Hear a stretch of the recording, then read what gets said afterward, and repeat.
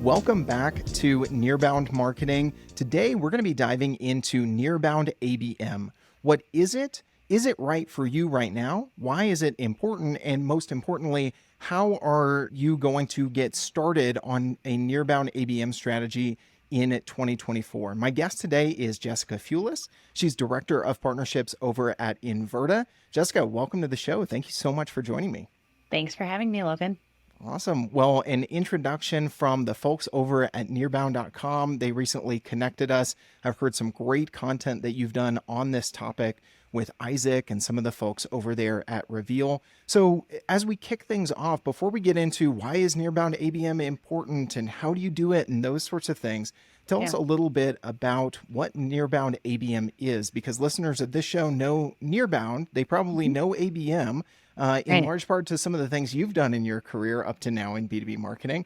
But set the stage for us. What's going on with Nearbound ABM? Define it and give us a little bit of an intro there to kick things off.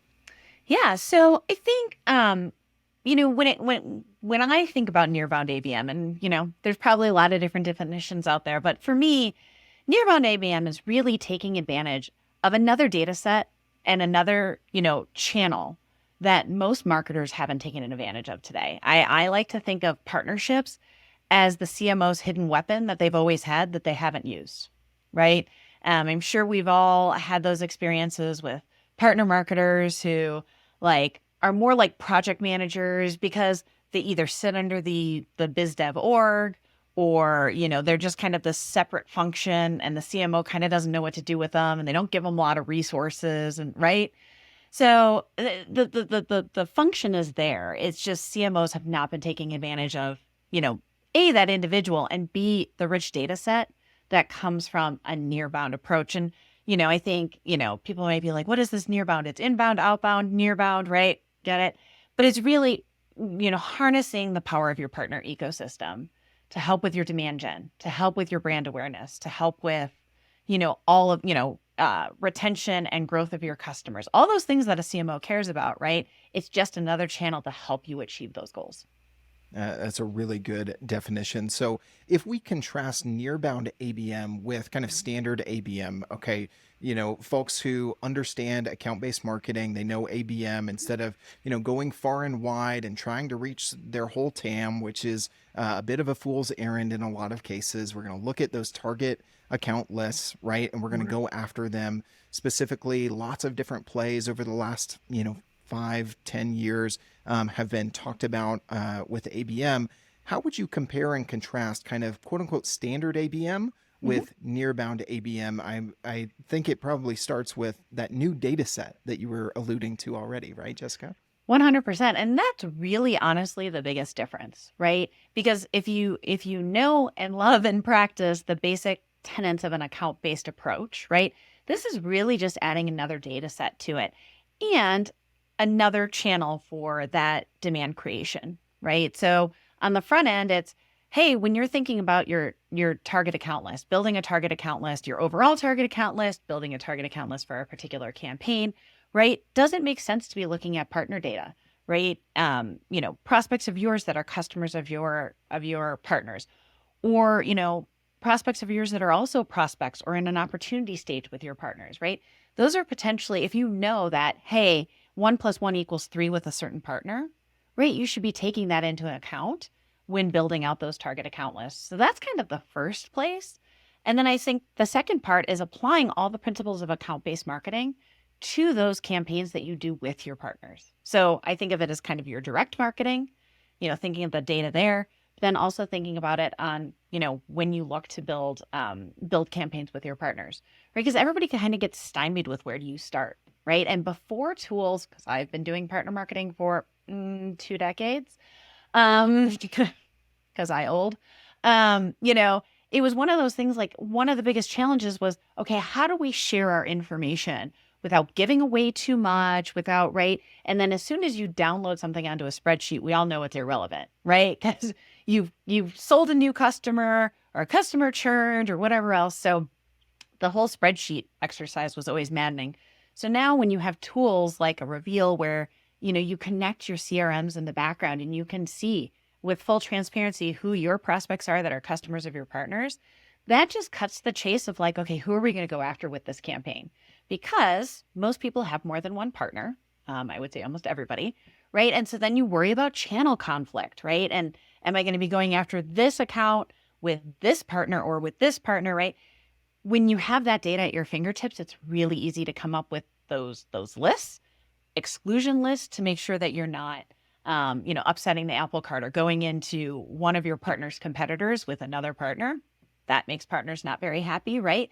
So I think all of these concerns were what held people back for a long time. And so now having that transparent data makes those target account lists really easy to come by. And then, it's once again, then it's just the basic principles of account-based marketing between you and your partner. It makes a ton of sense. And, Yeah. you and I were talking offline about, our journeys through B2B marketing in parallel a bit. And we Yeah. kind of saw the same thing with the evolution and kind of the up and coming nature of ABM over the last several years. I heard marketers say, well, sales has always been account based and we want to align with sales. So, it just makes sense. But Yeah. everybody had, some of the same challenges, some of the same nuances that they couldn't overcome in order to do it effectively, and tools like demand base and others came along Mhm. to really enable that. And so it's really cool to see reveal and technology like that be able to enable what we kind of know in our gut, right? If Yeah. we have a target account list and our sellers are used to, I think, Nearbound maybe more than we are as marketers, because Mhm. they understand the value of relationships and those intros and the influence that you can get into certain accounts. But from Mhm. a marketing standpoint, we're always thinking about scale, and we're like, well, we can't do that at scale,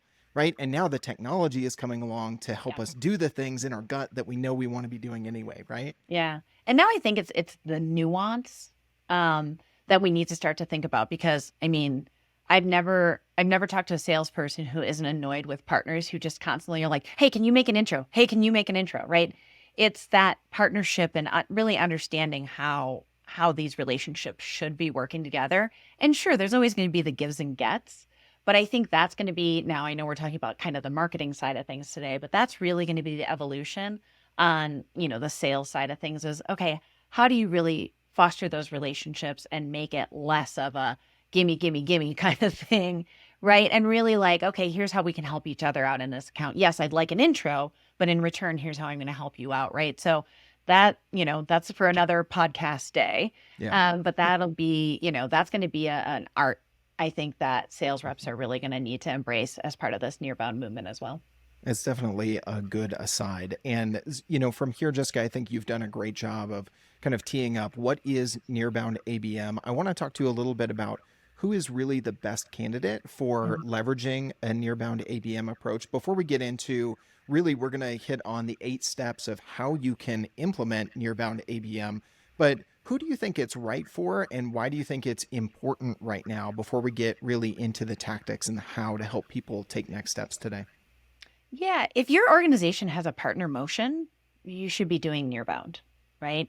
As you alluded to, we're going to talk about the 8 steps. Now, we might get to step 4 and you're like, oh, we are not ready for this, right? Entirely possible and entirely true. But it should be something to work towards, because if you have, there's a reason you have partnerships. For most organizations, it's to help either sell new business or service the business that you already have, right? Those are the two kind of main. I'm sure I'm sure people would tell me there's 8 other variations of it, but I mean, I think it's really to help you close new business and to service the when I think of service partners, us being a service partner, a SaaS tech solution like Reveal or Demand Base being on the tech side of things. But really it's, how do you leverage this network to really grow your business? And so, you need to be thinking about how do you do that, not only from the sales side, because it's always been kind of a sales connection, but now how do we really build it into marketing? And I think that's really what these 8 steps are going to help to illuminate. Yeah. As we transition there, why do you think the timing is so right now? We've touched on the technology being able to equip what we want to do and what we know is going to be effective. But, looking at 2024 and what marketers are tasked with and some of the challenges that we're facing, why do you think that Nearbound ABM does play such an important role. And then I promise everybody, we're going to get into these 8 steps that Jessica keeps alluding to. But tell me Yeah. what you think there first, Jessica. Well, as we know, 2023 was a tough year for a lot of people, especially in the B2B space. We see it like every time I see one of these economy reports come out, or, the economic growth or the unemployment numbers and stuff. And I'm like, okay, so like on the B2C side, it feels like things are going well. But for some reason, B2B has been very conservative this year. And probably rightfully so, right? But it has been a tough year for everybody to hit their numbers. I mean, pipelines were dry. People were missing numbers by like not, 2 to 5%. They were missing them by 20, 25%, right?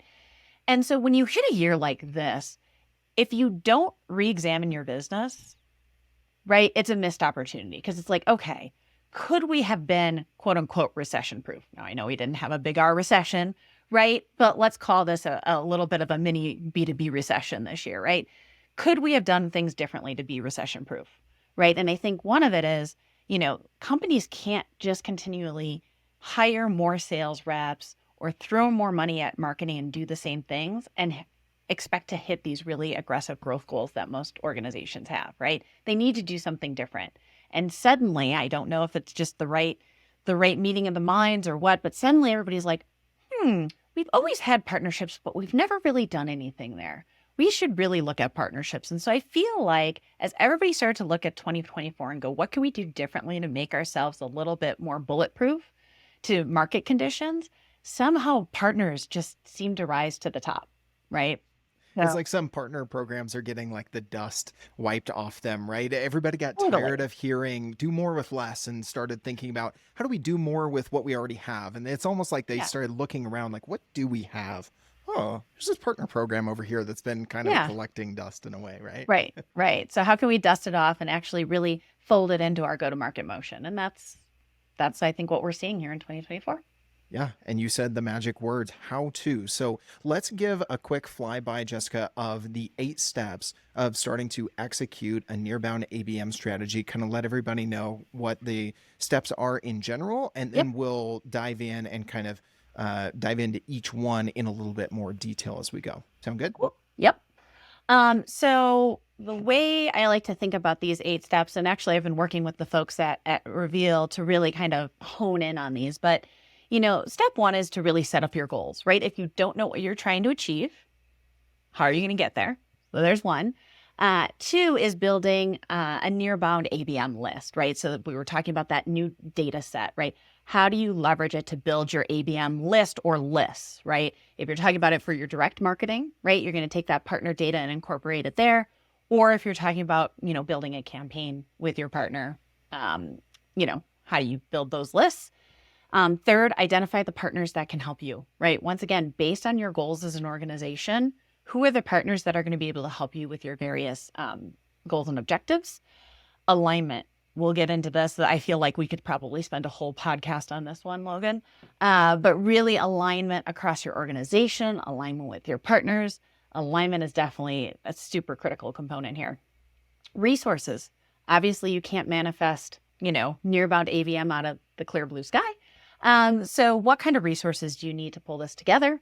Then planning your Nearbound ABM campaigns, making sure that marketing and sales, as well as potentially your partner, are all in lockstep. Then, as we as marketers know, like rarely do you go on a campaign and it's perfect out of the gates, right? Don't we all wish, right? Right? I mean, that would be great. Rarely does that happen. And so, how do you track, adjust, and iterate these campaigns to make them more successful? And then last but not least, celebrate your success. Because partnerships and Nearbound is new to a lot of organizations, right? You need to really espouse the virtues of it. It's just like I said, like you said earlier, just what we had to do when ABM was new, because people are like, what's this ABM thing? And is it going to, I don't think it's going to work, right? So anytime you had a win, you were like, okay, sales rep, tell your team, like, ABM is great. And here's why. So here's why you should be working with your marketing counterparts. Same thing here, right? Really espouse the virtues, because a lot of sales reps in particular, not so much marketing, but sales, is very gun shy when it comes to partners, because everybody's got a story of when, the partner foiled their deal or slowed their deal down or, whatever else, right? Yes, there's always going to be those corner cases, but we need to pile on a whole bunch of success stories to kind of make those fade off into the background.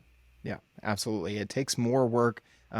Once you find yourself getting sick of celebrating those wins, you've probably done it just enough and you need to keep doing it a little bit more, right? Yes. So get used to being that. Who was it that said the CEO's job is to be the chief repeating officer? I feel like marketing Oh, needs to kind of take on that moniker of, okay, for this period, we're going to be the chief yeah. repeating officer or the the repeating organization within the company. All right, well, let's back up. Let's talk about Yep. step number one. You said was set up your goals. What Yep. are some of the metrics, both kind of lead indicators and lag indicators that you think are important to get everybody on the same page of before you get started on your Nearbound ABM, so you don't just spin up something new without knowing where you're Yeah. going, right? Yeah.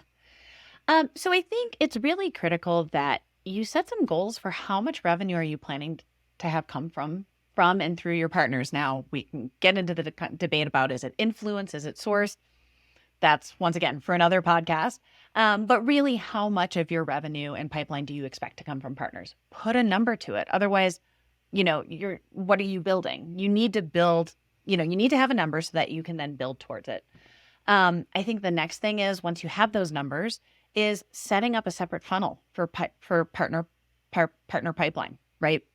Just like, and once again, harkening back to the early days of ABM, we're like, hey, have your regular, inbound funnel, but then also have a demand or an ABM funnel, right? So that you can see, okay, is ABM working? Are more accounts moving from stage to stage? Are they moving through faster? Are the average deal sizes bigger, right? Same thing here, right? You're going to want to have that in aggregate. Is our partner program working? And then you're going to want to have that by partner too, because you're going to suddenly go, of our 6 partners, oh, here's one where the ACV is double when we work with them, right? Maybe we should be doubling down on that partner, Yeah, right? I love So, that you bring that up. As I've talked with Jared Fuller about a number of times, I think he can get on this rant for both partner folks and for marketing folks and just kind mhm, of bemoaning the Pareto principle, the 80-20 rule, 20% is driving 80% of the results. mhm, Don't fight that. That's a reality. You need to right. set up your goal setting to figure out where is that happening and then double down Mhm. on that 20%. So I think Yeah. that's a really good call out there. Anything else on goals before we move to step two, Jessica? I think I think those are really the biggest ones. I mean, I think, you know, once again, if the CMO is saying, okay, of all of the pipeline that we need to drive, 20% need to come from partners. Right now, the CMO is also going to dedicate the right resources, dedicate the right budget, those sorts of things. So I think that becomes really important. But likewise, also having some goals around it on the sales side, right? I mean, I don't know how many companies do this. I've seen a few where a sales rep's quota, it's like, hey, we're expecting 80% to come direct, but we're expecting 20% of your quota to be retired with partners. Like, that's an easy way to reinforce good behavior. Yeah, you want to drive behavior with sales, you tie it to Yeah. quota, you tie it to incentives for sure. All right, step number two was to start to build your Nearbound ABM list. If I'm remembering you correctly from 4 or 5 minutes ago, Jessica, Yes. tell us a little bit more about where you start here, maybe some of the do's and don'ts of starting to build that target account list with a Nearbound ABM approach in mind. Yep. So, I'm not going to go into the basic principles of building an ABM, target account list. Typically, you're looking at firmographics and demographics and, a whole bunch, and, you were looking at intent data and all those sorts of things. Think of partner data as just another one of those inputs, right? So if you know that, when you work with A, B, and D partners, you close more often or you close bigger deals, right? I would give those accounts a slightly higher weight to make sure that they make your target account list overall as a company versus not, right? So if they're customers of those accounts, right, that's an easy data point, an easy triggers the wrong word, but a data point to say, Mm-hmm. oh, these are accounts that we should consider for our target account list, right? Overall as a company. And it's really kind of as simple as that, quite Yeah. honestly. I think That being said, was working with a company the other day, and they said that they have partners of theirs that typically are a bad fit. And I was like, that's interesting. And they're like, yeah, it's kind of like a keep your friends close and your enemies closer kind of thing. It was like, okay. So, but they have that data so they can go, I think we'll just steer clear of those accounts. Then, like I said, so that's for your direct marketing, but then obviously with your partners, right? You're not always going to have the perfect lineup of your ICPs between your two organizations and those sorts of things. So you want to start there and understand, okay, what is your ICP? Where is our ICP? Oh, okay. Here's the Venn diagram. Here's the overlap, right?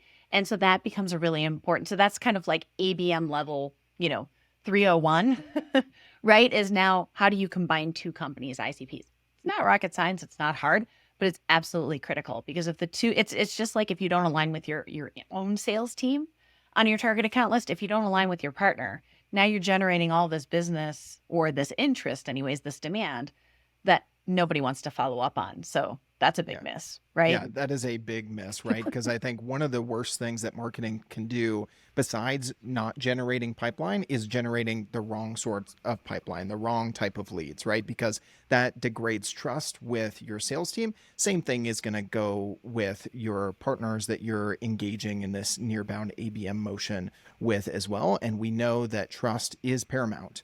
In the WHO economy, trust is Yes. paramount in anything that you're doing with the word nearbound anywhere close to it. So I think that is a really good call out. Step number 3, as you were talking earlier, Jessica, is to identify the partners that can help you. It was interesting talking with an organization you mentioned earlier that knows what are the good partners and what are the bad partners and why are they Yeah. still partners, but maybe that's another conversation. Break down a little bit for us how you recommend either looking at new partners, or do you recommend only looking at existing partners and kind of judging how they're engaged with you? If so, how do you do that? Walk us through Yeah. identifying the right partners in step 3. Yeah. And this is kind of now cascading down from step 1, right? Step 1 was your goals, right? And it's not always about revenue, right? It might be about brand awareness. If you think about, hey, you're a smaller startup, right? You want to punch above your weight. So you want to attach yourself to much bigger organizations that are going to make you seem bigger, right? So it's not necessarily with those partners about the demand, but it's maybe about awareness, right? Whereas other partners, it's going to be about demand. But now demand could take 8 different formats. Maybe it's demand in a particular, you want to expand into a particular industry and this partner is really strong in that industry, right? Or, you want to get to some sort of a new segment, right? Then a partner can help you get there.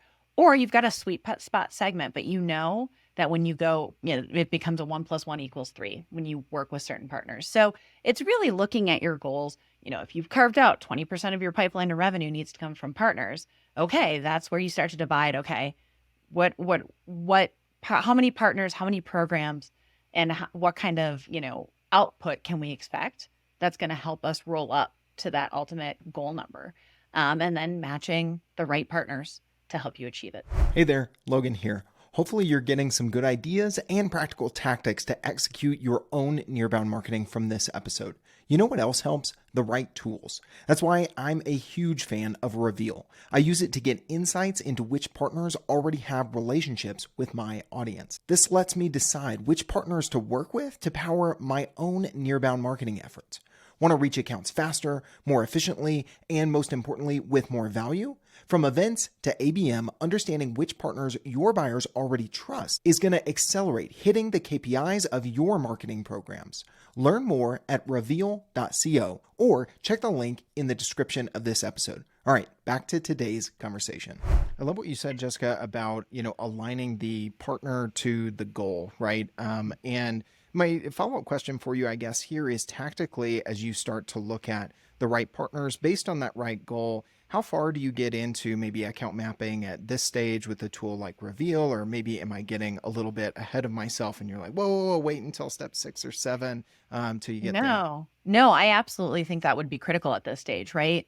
Because if all of a sudden you're like, hey, we want to go into manufacturing, and they're like, yeah, so do we. And then all of a sudden you look at your overlap and there isn't any. You're like, okay, right? You can say you want to go into manufacturing, but if you don't actually have the wherewithal to do it, right? And this is where I think it's matching those goals, overlapping those ICPs, And doing so then in a tool like Reveal is going to become what's really critical. And if it's, it also depends on the kind of play it is, right? If you're both going over net new business, right? Reveal can say, hey, here's all the net new accounts that you both have in common. Or if it's a, hey, we want to sell new business to our partners' customers because they're having a churn problem in a particular, segment, right? Once again, Reveal makes that really easy to identify who those accounts are. You can, say, hey, actually, we're going to go after these 20 accounts. They're red flag right now for us, but we think you can help, right? You put them into the pipeline view within Reveal, and now you can have weekly, bi-weekly pipeline forecast meetings and just run through them all and say, okay, what do we need to do to move the needle? Who's not talking to whom, right? And kind of keep everybody accountable to the success of that campaign. It goes back to what you were saying earlier. As we get further into these steps, they kind of cascade down, right? Okay. Setting the goal and then picking the right partners, and then how you're looking at the data. Now, I think a lot of people, they're like, okay, new shiny tool like Reveal, and for as good as it is, right? Yeah. You need to take those steps of identifying what is the goal. Are we going after net new business, or do we have a partner where they're going to help us get into new accounts for, us helping them get into new accounts in the second campaign, or to solve a churn problem? Or are we both going after net new together? Because when you do that account mapping, it's like, well, okay, now what do I look for? Right? Do I look at total number of, our customers that are your prospects, or vice versa? Those questions are answered if you've set the right goals and you've picked the partners based on those goals. Now you can look at the data with the right lens on, as opposed to going, I see a bunch of stuff and this is cool, but I don't know what to do with it. Yeah. Right. All right. Step number 4 is really important. I saw in your notes, you kind of mentioned it as you were running through: alignment, alignment, alignment. We're going to say it 3 times so that everybody understands how important step 4 is here in a Nearbound ABM approach. What are your advice for marketers here on alignment? So for ABM marketers, this is nothing new, right? Like, I was doing ABM back in 2013 before it was kind of a household name. And man, we were always talked about sales and marketing alignment. It was paramount. If you didn't have it, it wasn't going to work, right? And I mean, truth be told, same thing here. You got to make sure marketing and sales are on the same page, and customer success. I feel like, that kind of became the add-on to ABM as well, was like, you also need to be in alignment and in lockstep with your customer success team, right? Because there is nothing worse, talking about building the wrong pipeline. There is nothing worse than building pipeline and having sales sell accounts that CS goes, oh, well, we know this one's going to churn, right? Like, that is fundamental, but so few organizations are really willing to set those parameters, that floor of who you'll sell to. Now, I think that's becoming more and more obvious, but I mean, like, literally when I was at Demandbase in the early days, we set a floor and we're like, no, SDRs, you can no longer set meetings with companies that have less than 25 million in revenue. You can't do it. And of course our mid-market reps, that kind of ate into kind of their revenue band. And so they're like, oh, and then, so then we had to put in a process where they could argue as to why an account that was below that revenue band still really would qualify and make for a good, right? But at least we had that rigor that, it's like they really had to prove their case if they wanted to sell this account, right? So, that became really important. But the reason we got there was because we looked at the numbers and we're like, oh, accounts under 25 million are churning at 50% rate. So we're losing money on that whole segment. So why would we sell more there? Right. So I think that is just as important here. And once again, talking about with then aligning with your partners, right? Then it almost like increases that the alignment importance 2x, 3x even, right? Because now you've got another marketing team you need to get on board and another sales team that needs to be on board. The sales teams need to be aligned around selling together, right? Or if it's, like us, we're a services firm, we need to be aligned with the partner CS team so that if we're going into their existing customers, right, that they're comfortable with what it is we're bringing to the table, how the value we can actually bring to the success of their customers. And then we need to go back to the sales team and say, okay, and then when we're in there, we're also going to help you expand and sell more in year 2 of their contract or year 3, right? But man, you can start to see how that kind of cascades out the amount of alignment required there. So Yeah. as partner marketers, biz dev managers, it is crucial that we have those relationships Mhm. and can really articulate that value to get everybody on the same page. Absolutely. And the thing to remember is, just like in a family, when you add more members, it's not just plus one, right? Yeah. How many more lines, the web gets more interconnected, the dynamics of the different relationships, it Yeah. gets more complex. So be ready for that. The other thing you need to be ready for is a nice segue into step 5, get the resources that you need. So you alluded to this earlier, Jessica. What are some of the must haves? Because as you mentioned, Nearbound ABM, you can't just snap your fingers, having, listen to us as methodically as you're taking us through Mhm. this. It's going to take some work. It's going to take some resources. So what are kind of the bare minimum here to get started? What should people be thinking about? Yeah. So there's definitely, I think the biggest thing that partner marketers typically run into is bandwidth. Like they might have a little budget, but they have nowhere to spend it because when they go to the demand gen team and they're like, hey, we want to do this cool campaign and like we're going to this event and we want to do a dinner with this, partner of ours. And they're like, oh, well, we're already doing something with somebody else. We don't have any more bandwidth for that. Right. So I feel like, typically partner marketers have had a relatively decent budget, but the bandwidth within the rest of the marketing team hasn't been there. Right. So I think it's that, that's why having, partner marketing, shock of beyond shock, actually be a part of the demand gen team. Imagine that. Whoa. Right. Because I mean, I can't tell you how many times I've been like, oh, we got to do this, or we're doing this webinar with this partner, we want to promote it once a week for 3 weeks. And then, the ops team or the demand gen team's like, oh, well, but our mailing list is full for the next 6 weeks. Hmm. So no, Yep. we can't promote it. It's like, wait, what? Yep. you know? So it's once again, if it's part of the master plan of a CMO, right? Like that bandwidth's going to be there. So I honestly think that's the biggest sticking point. Sure, budget, but once again, budget would typically come along with that. But I think it's that bandwidth of that mind share that is Hmm. really important Yeah, I'm and just nodding often along missing. as you're saying all of that, Jessica, because I have experienced that firsthand and Mhm. learned those lessons very hard in having an idea, having buy-in of that's a great idea. Where do we slot that in? Creative team is full up for the next 8 weeks. Yeah. All of those sorts of things. There's budget. You can go and do this, but then brand needs to look at it. All those sorts of things. Like it has to be incorporated. It can't Mhm. kind of be this bolt on Correct. to marketing. Otherwise, it's not going to work. Because how I many just, people are sitting around twiddling their thumbs going, I'm just waiting for somebody to bring I me don't, another campaign.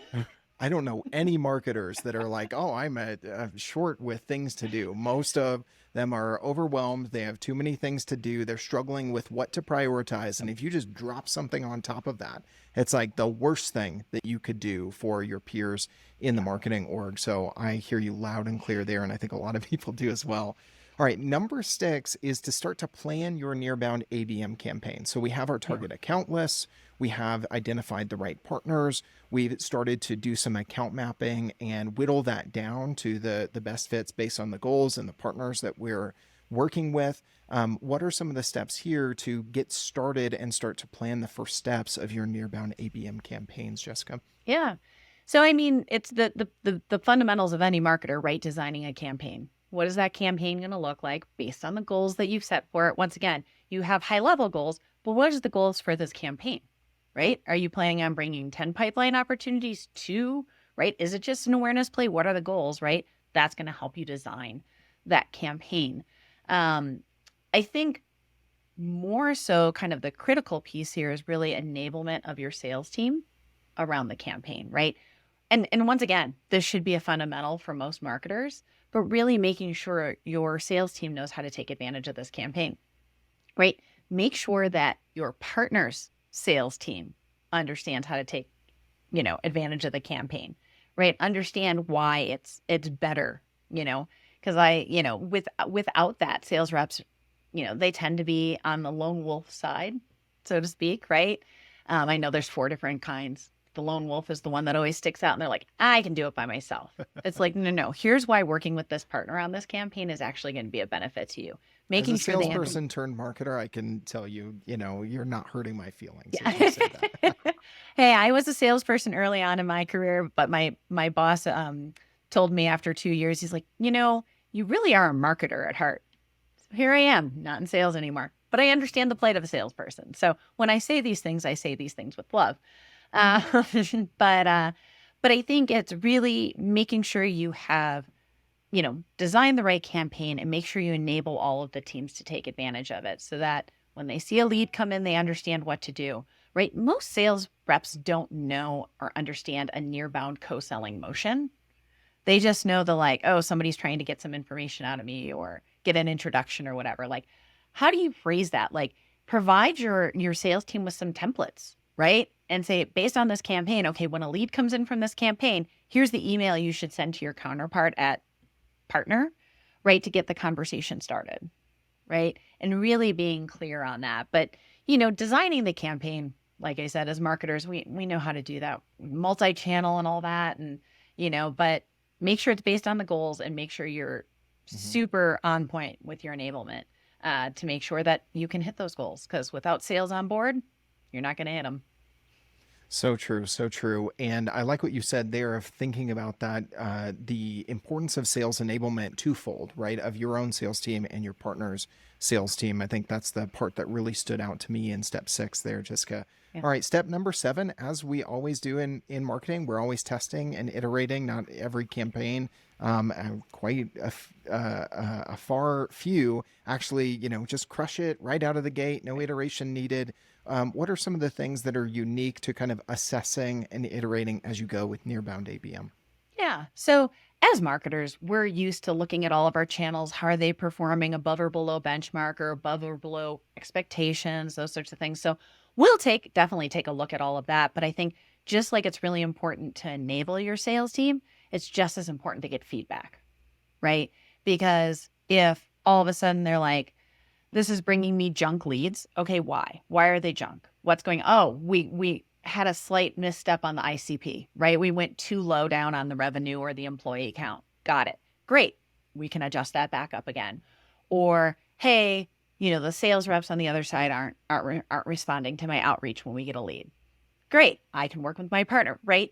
But sales reps aren't shy by their very nature. So ask them. They will tell you what they like, what they don't like. Make it easy, right? Don't ask them to all fill out a survey.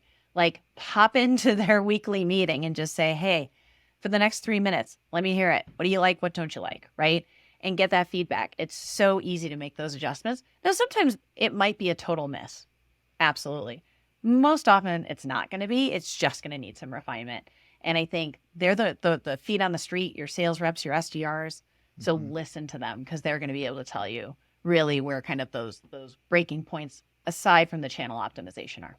Yeah. And just like we were talking about earlier, making it easy for them to take the next steps with your sales enablement, giving them step-by-step instructions on how to handle the leads differently, giving them templates. You also want to make it easy for them to give you that feedback. I think that might have been, it's a small point, but I hope folks caught what you said there. Don't give them a form. Don't give them a new field in the CRM to fill out. Oh, Don't God. give them a new meeting to attend or something like that, Yeah. right? Where can you insert yourself into their regular rhythm, not be too disruptive, and make the ask very easy and make it clear why you're asking. Hey, I want 3 minutes because I want to make sure that the leads that are coming through with this new Nearbound ABM thing are as good as they can be. So, let me have it, I think is the way you put it. And that's just so great. All right. We're rounding it out. Step number 8, we talked about it earlier, the importance of celebrating successes and sharing the insights as you go, especially because this is new for a lot of folks. Yeah. What are some of the do's and don'ts, just like we were talking about in asking for feedback, kind of do it this way, not that way? Yeah. What are maybe some of the rhythms and recommendations here on celebrating the wins? Yeah. So to your point on working into their existing process, right? Most sales teams send out win wires, right? Or some sort of a win, either Slack, email, whatever it might be. Make sure there's a category in there for the partner that you worked with, right? A shout out to that partner, right? So just build that in. If it's just one more field, probably okay, as long as it's not a new Salesforce field. But if it's something they put in their email, great. I think most of the partners that I work with, we have partner Slack channels, right? So we'll shout out any new wins there. Um, if you have town halls or company meetings, make sure that partners are front and center to say, hey, here was our goal. And here's what we've achieved so far. We're on track. We're behind track. Why, what's good, what's bad, right? Hey, we've heard your feedback. This is what we don't like working with this partner. Great. We're not going to work with them anymore. Sorry about, right? But just being really transparent about the partner program in all of those regular channels, I think is really important. Once again, because there's always going to be that partner that costs somebody a deal. It's always going to happen. You know what? Nobody's perfect, right? No sales rep is perfect. No partner's perfect. It's going to happen. But you got to bury those deep underneath 12 good stories.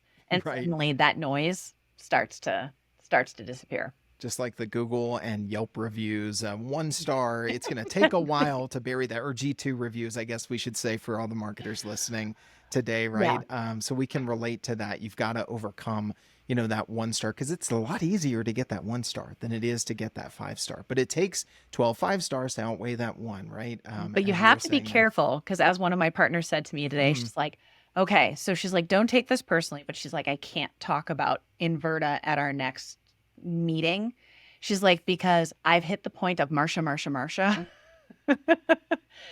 to all those children of the 70s and 80s. She's like, I've hit that point where they're like, we get it, Inverta, yes, got it, and she's like, now we've hit a little bit of a point of saturation. So she's like, we'll continue to do what we do, but she's like, just know that, I'm not going to have you guys at this meeting. And that's why I'm like, Yeah. totally fair. Yeah, we were talking earlier, and I'm leading a customer panel at our GTM kickoff for teamwork.com here in a few weeks. And I'm like, okay, they would be a really great speaker, a partner, customer. But, they've been on a webinar, they've been at this other meeting. Maybe we shouldn't, run that well too Yeah. dry. Even though the customer/partner is willing, I don't want to hit Yeah. that point. Hey, we're marketers. We think about balancing reach and frequency. It's no Yep. different with the internal comms here, right? So Yeah, that's definitely exactly. a good call out. All right, last question for you, Jessica, before we give folks the opportunity to find out how to connect with you and additional resources you guys might have. Where could folks get this wrong? We've covered some of the don'ts. Don't ask sales for too much.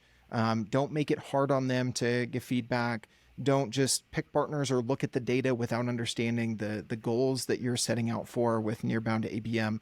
Anything else you would add to that list of potential pitfalls or don'ts with Nearbound ABM? Yeah. Especially if this is going to be a new motion for you, which for most people it is, the vast majority, in fact. Make sure that you have a plan to achieve your number. Once again, we've laid out a bunch of things like, typically partner marketing is kind of off on an island. Like, don't sign up for this gigantic number if you're not sure you're going to have the resources you need. You're not going to have the alignment internally, right? You've got to make sure that there's the foundations there to really succeed. So, for some people, that first year is really going to be going through that checklist and making sure you have the foundations, right? Before you dive headlong into, a full nearbound motion, right? Because it happened, once again, we've made a lot of parallels to just the advent of ABM as well. Same thing. People are like, I'm going all in with ABM. And then they were like, EBM doesn't work. It's like, well, okay. You also didn't have a demand funnel or lead routing. So I'm not sure why you thought ABM would work, right? But it's the same thing here. Make sure if it crawl, walk, run, right? Make sure you start to get that alignment, talk partners, make sure people see the value of partnerships, then start to add on the programs, right? Start to ask for the resources, those sorts of things. Identify those partners that are going to be the easiest to partner with and who you can have some quick wins with, right? To get those wins so that you can socialize them. And then the flywheel effect starts to take hold and your partnership program is going to get stronger year over year over year. Yeah, under promise, over deliver. Set yourself for success. I know it's cliche, but it holds true here. Well, Jessica, this has been a great conversation. I could chat Nearbound Marketing with you all day long. For folks who feel the same way, who want to connect with you, find some of the resources and content that you and the team at Inverta are sharing around Nearbound ABM and Nearbound Marketing in general, what are the best places you would recommend them go for that? Yeah. So obviously our website, inverta.com. But I'm also the only Jessica Fewless on LinkedIn. I think that very few people can say that. Most people have multiples of their name. But I'm the only Jessica Fewless on LinkedIn. So feel free to follow me there. Also Inverta there, because, all of our thought leadership around Nearbound's going to be coming out there. We're doing a whole campaign with the team at Reveal Hmm. around Nearbound Marketing, Nearbound ABM in February, Hmm. 2024. So I know somebody might be listening to this afterwards, but we'll have a lot of new materials we're putting out. Those steps we're actually building out into a whole playbook. So you could get that there. And then last but not least, my email, jessica.fewless@inverta.com. All right. I love when people are that upfront and transparent and share the easy ways to, because sometimes, we were talking about this before, podcast episodes can stay at the why, they cannot go deep enough in the how. You definitely avoided that trap as a guest today, and I thank you for that. But sometimes you're listening to this and you're like, I just want to ask one question. I Yeah. don't necessarily want to sign up for your email list, but I got one question on what you said. So if that's you listening to this, email Jessica, back up, get that email, and send her a follow up question. Jessica, thank you so much for being our guest today. I really appreciate it. This has been a fantastic conversation. Thanks so much, Logan. This was fun.